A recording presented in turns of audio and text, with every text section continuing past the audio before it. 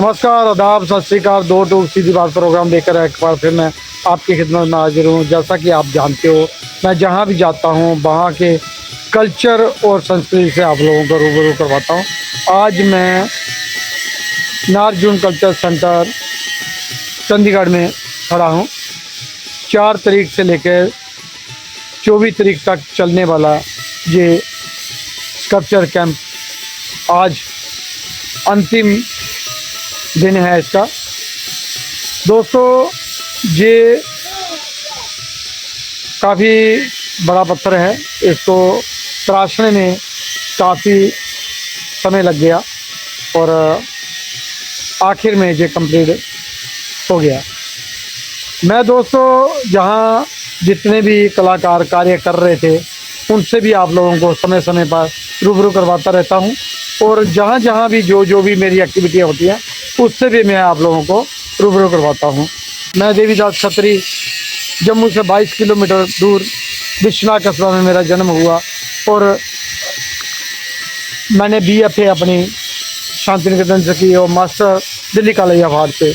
पिछले 25 सालों से मैं दिल्ली में ही अपना कार्य कर रहा हूँ और लगातार कई एक्टिविटियाँ भी साथ में करता रहता हूँ, चाहे प्रदर्शनियाँ हो, कैंप हो, या टॉक शो हो, या कोई और अन्य एक्टिविटियाँ हो, जैसे कई सारे स्कॉलरशिप हो, चाहे गरीब ग्रांट हो। ये सब मैंने समय समय पर अपने नाम कर रखी हैं और कई सारे नेशनल इंटरनेशनल कैंपों में भी भाग ले चुका हूँ और आए दिन मैं कोई ना कोई एक्टिविटियाँ करता रहता हूँ और आप लोगों तक उसकी झलकियाँ भी दिखाता रहता हूँ। ये 4 तारीख से शुरू हुआ था ये कैंप। ये राशियों पे कार्य करना था।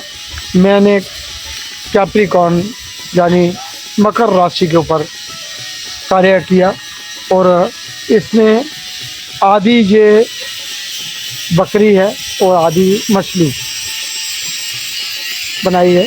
ये ऑलरेडी सिंबल है राशियों का और मेरी खुद की टॉरेंट राशि है और मैं जहाँ आके मकर राशि पे काम करना पड़ा और मेरे लिए एक अलग अनुभव रहा और कई सारे कलाकारों से जहाँ मुलाकात हुई और नागार्जुन कल्चर सेंटर के डायरेक्टर का भी मैं तो जो फरकाना जी साहब हैं उनका भी धन्यवाद करता हूँ और साथ में जसविंदर शर्मा का, जिन्होंने इस प्रोग्राम ऑफिसर भी हैं यहाँ के और उन्होंने ये सारी व्यवस्था कलाकारों के रहने से लेके खाने पीने की और सारी जितनी भी हमारी चीज़ों की ज़रूरत थी, टूल्स के हों जहाँ फिर रहने खाने पीने का, उनका सबका ध्यान रखा। सबका मैं तहे दिल से धन्यवाद करता हूँ और नागार्जुन कल्चर सेंटर के स्टाफ का जो समय समय पर हमें,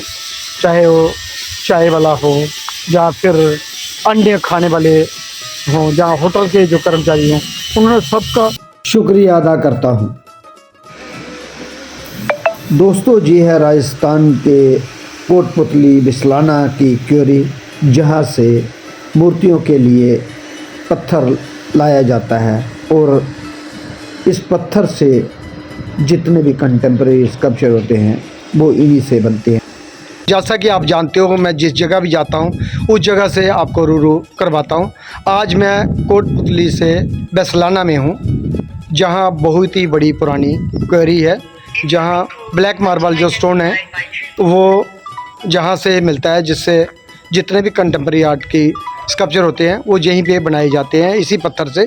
अभी इसी माइंस के कुछ सदस्यों से मैं आप लोगों को मुंशी जी से बात करवाता हूँ। इनका पूरा नाम क्या है और कब से इस माइंस में काम कर रहे हैं और ये पत्थर के बारे में बताएंगे हमें। क्या नाम है सर आपका? मेरा इंद्राज यादव। और आप कब से यहाँ काम करते हैं? 1996 से। 1996 से आप लगातार जहाँ काम कर रहे हैं। अब तक कितना माल जहाँ से निकल चुका है जो अलग अलग देश के हिस्सों में गया है? काफ़ी निकल चुका है और सभी क्वारियों में जहाँ से माल जाता है? सब जगह। और इन पत्थरों में खासियत क्या है? ब्लैक मार्बल है, जैसे मकराना का माल है। हाँ जी। जैसे सफ़ेद में मकाना है वैसे ही इसमें खान में ब्लैक मार्बल पसंद है यहाँ का। ये किस किस काम में काम आता है? ये मूर्ति बनाने के काम में, बाकी जैसे अपने कैल्शियम का काम में, इसके बाद में बिल्डिंग स्टोन में, हाँ जी, बड़ी बड़ी मूर्ति बनाने के अंदर, हाँ जी, छोटी मूर्ति बनाने के अंदर, मार्बल स्लैब्स के अंदर, हाँ जी। सभी में काम आता है। आपका पूरा नाम क्या है इंद्राज यादव। और आप कहाँ के रहने वाले? मैं ग्राम कांसली, तहसील कोटपुतली, जिला कोटपुतली, बहरोड। दोस्तों एक और है हमारे साथ साथी, अभी इनसे मालूम करते हैं। क्या नाम है सर आपका? मेरा नाम बाबू सिंह शेखावत है। हाँ जी, गांव भैंसलाना है। हाँ जी।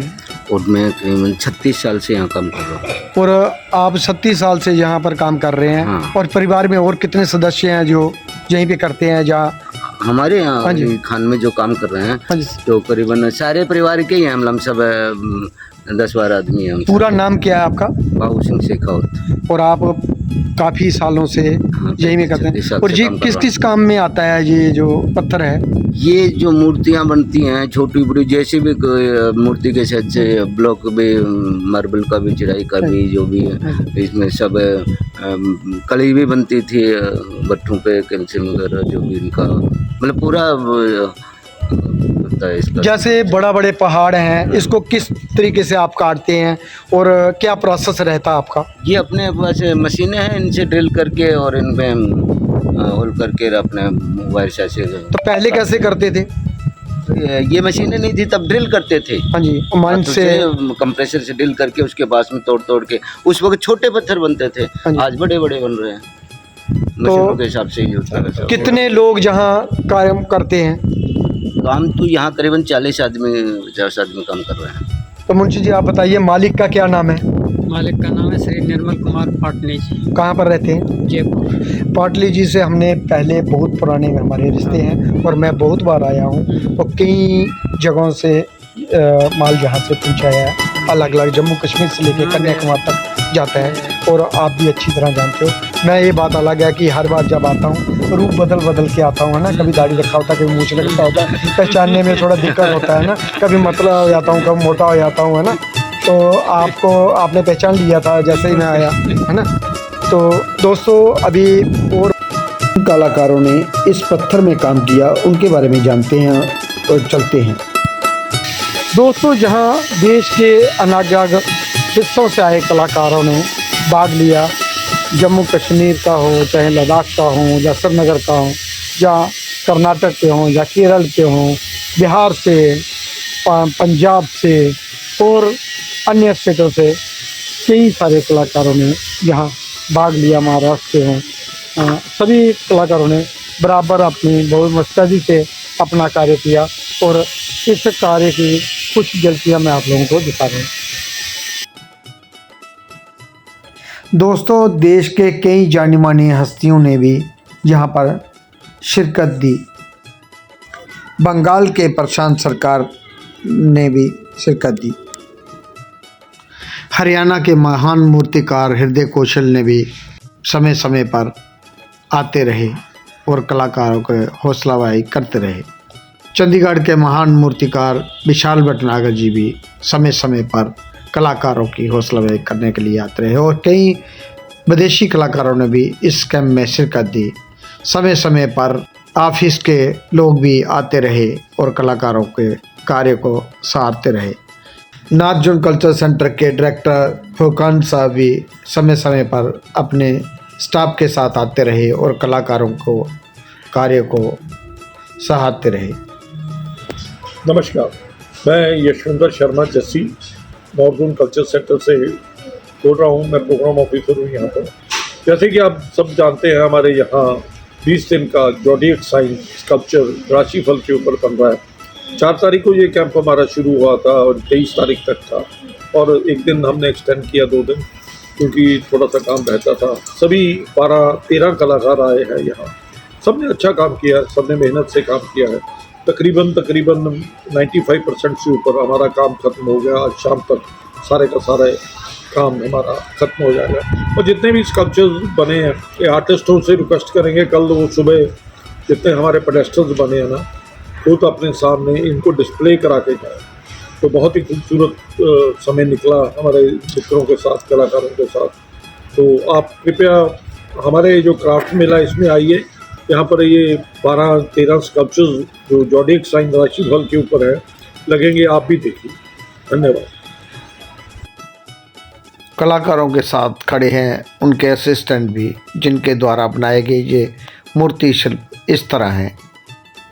सिमरजीत सिंह शेखा, नरिंदर सिंह जियासमलोवा, अजेश कुमार कंडलूर, इकबाल मोहम्मद, सोनल कन्नम कुलरानगर, देवीदास खत्री, सुरकला अप्पला राजू, अभिषेक सिंह, अजय मिस्त्री, राजेंद्र कुमार, शुभम संतोष सालवे, श्री गुरप्रीत लद्दाख, जगदीप सिंह जौली। दोस्तों, ये रहता है प्रोसेस। पहले पत्थर पे ड्राइंग की जाती है मैकेट के हिसाब से, जहाँ अपने माइंड में जो सेट किया है उसी राशि को लेकर जो हम काम कर रहे थे उसकी ड्राइंग, फिर उसकी छटाई की जाती है। जो फालतू का पत्थर होता है, जहाँ ड्राइंग से बाहर का हिस्सा होता है, उसको काटा जाता है, छाटा जाता है। फिर उसके बाद उसमें अगला प्रोसेस कटिंग का होता है, जो ग्राइंडर की मदद से, कुछ ड्रिल की मदद से, कुछ चीजल की मदद से किया जाता है। फिर आखिरकार उसमें आस्ता आस्ता शेप दी जाती है। ये बहुत ही लंबा प्रोसेस रहता है। थोड़ा कटिंग के हिसाब से, जहाँ अन्य तरीक़ों से हर आदमी अपने हिसाब से कार्य करता है और अपनी तकनीक जहाँ यूज़ करता है। अलग अलग तरीक़ों से आजकल मशीनी युग है, तो मशीन से ज़्यादा कार्य किया जाता है, खासकर कैंप में, क्योंकि लाइनें लगा के इसको फिर चीजल की मदद से तोड़ा जाता है। चीजल और तोड़े से इसको तोड़ा जाता है, आस्ता आस्ता करके इसको उस शेप में लाया जाता है जिस शेप में आपको काम करना है, जहाँ जिस तरीके से आपको बनाना है। अलग अलग लोग अलग अलग तरीक़ों से, और फिर कार्बर की मदद ली जाती है इन सभी कैंपों में।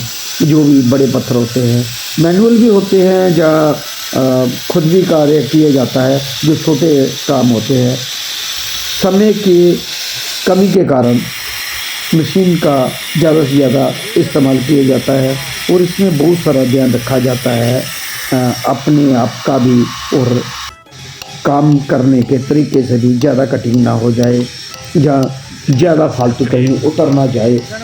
फिर अलग अलग तरीक़ों से कार्य किए जाता है। फिर इसकी पलटी मारी जाती है, आगे पीछे सब तरफ देखा जाता है, थोड़ा दूर से, थोड़ा पास से।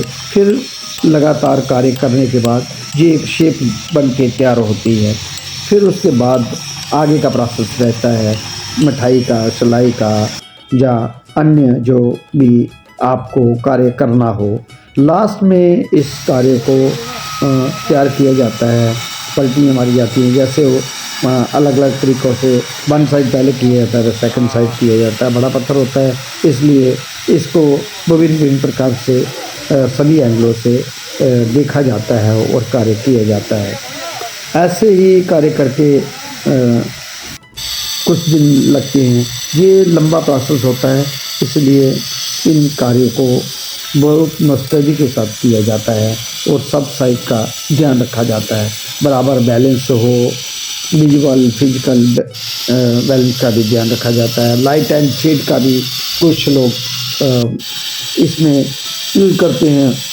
जो पुरानी टेक्निक है, बहुत सारे रोदा के कार्य में, जहाँ आप रामकिंकर के कार्य में देखने को मिलती हैं, हनिक मूर के कार्य में देखने को मिलती है। ऐसे हजारों कलाकारों ने सदी में अलग अलग तरीक़ों से अपना अपना कार्य किया, और उसी की मदद से भी आज अपना स्कल्पचर तैयार करते हैं। मशीनी युग है, पत्थर हार्ड होता है, वो समय कम होता है, तो फिर इन चीज़ों का ध्यान रख के कार्य किया जाता है।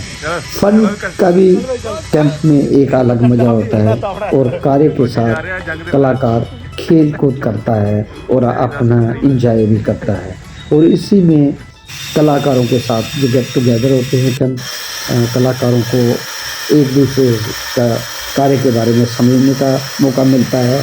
फिर अलग अलग तरह की टेक्निक का मालूम पड़ता है, हम किस टेक्निक में कर रहे हैं, वो किस टेक्निक में, चाहे इंडियन हो या वेस्टर्न हो, सबकी टेक्निक अपनी अपनी होती है, वो अपने अपने तरीके से कार्य करते हैं।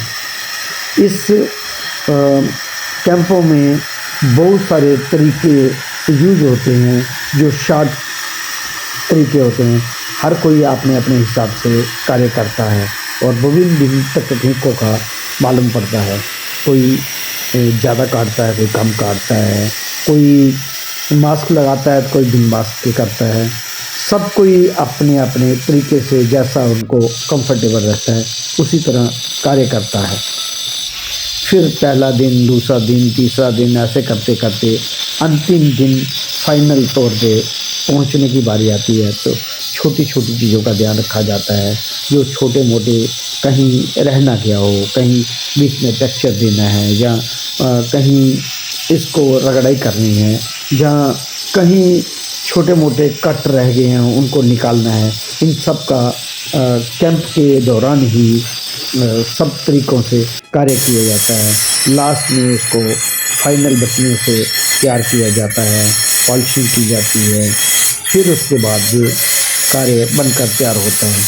बहुत सारे कलाकारों से जब मिलते हैं, एक दूसरे की राय लेते हैं और कैसा काम लगा, लोगों के व्यूज़ लेते हैं, तो उससे पता चलता है कि कार्य कहाँ तक पहुँचा है। फिर खुद को कमियां महसूस भी होती हैं, अगर समय कम हो तो कैसे इसको जल्दी से जल्दी निपटाना है, वो कोशिश भी की जाती है।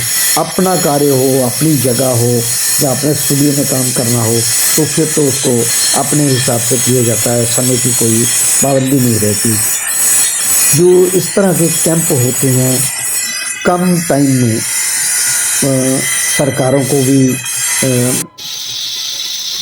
वहीं पे लगाना होता है, उसी दौरान और डिस्प्ले करना होता है कार्य, और फिर समय भी कम होता है।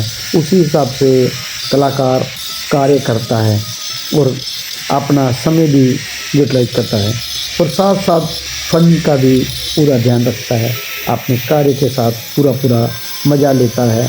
जिस तरीके से हो सके उस तरीके से वो कार्य करने की कोशिश करता है।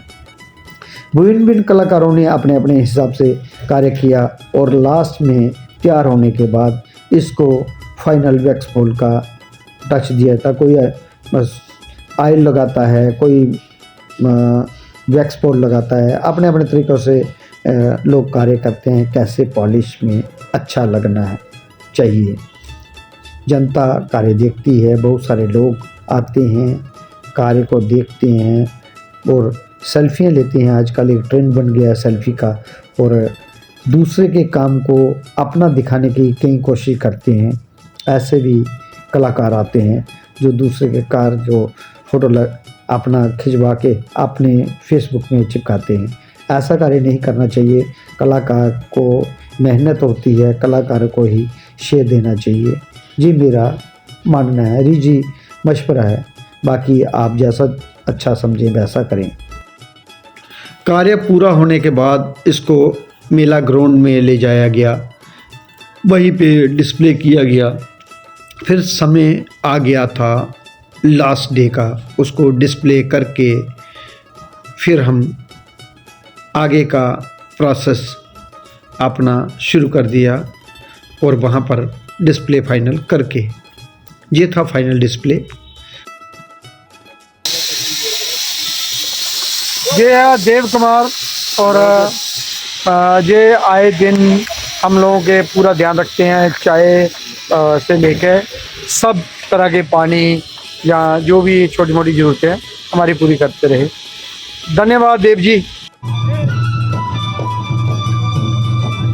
अब समय आ गया था मेले का, और मेले की रिहर्सल भी चल रही थी, साथ साथ हम काम भी कर रहे थे, और फाइनल डिस्प्ले भी मेले का आप देख सकते हैं। इसमें सारी डिस्प्ले सभी काम 12 राशियों की 12 राशियाँ इसमें डिस्प्ले हुई, और आप अलग अलग कलाकारों के अलग अलग काम देख सकते हैं और कुछ मेले की झलकियाँ भी देख सकते हैं।